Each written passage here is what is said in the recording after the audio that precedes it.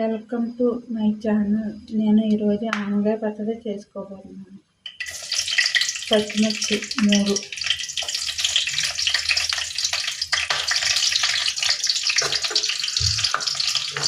కొద్ది మినపప్పు, కొద్ది జీలకర్ర,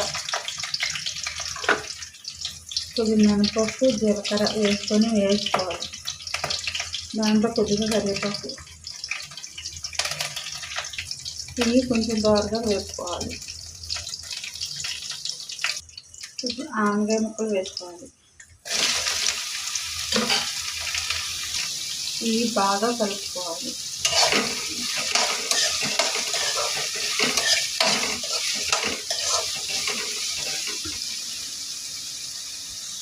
దీంట్లో టమాటాలు కానీ, పల్లీలు కానీ, మినపప్పు కానీ ఆ 3 వేసుకొని కూడా చేసుకోవచ్చు.